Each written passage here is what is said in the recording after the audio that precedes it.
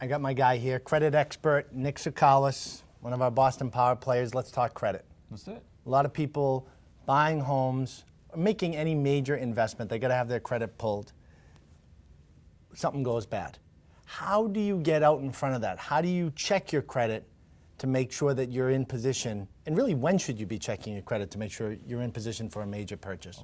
I love that question, and I think this is one of those cases where we should be a little bit more specific, because you have 1,000,001 websites that you can check your credit with, and you can get the data.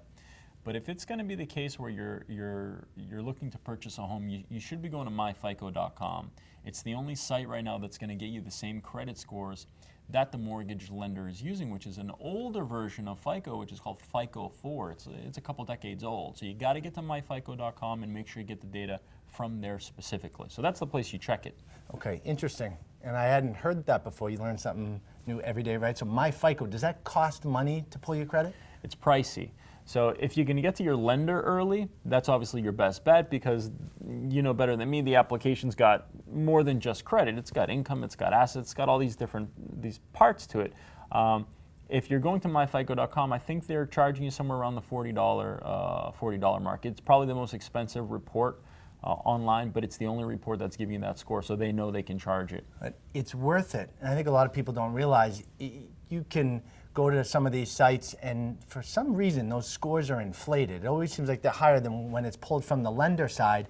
So it turns into a defense mode for the buyer, trying to figure out, well, why is my score lower? Why am I in this position? You might as well go right out to myfico.com, get the real score. And look at the specific score. It's actually marked as the mortgage lending score, specifically FICO 4.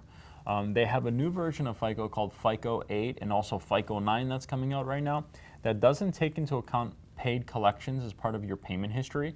So that will artificially pump up your score as well. So some of the free sites that offer this score give you a pumped up score that a bank and lender will never use. Again, it's giving you this false confidence that you almost shouldn't have.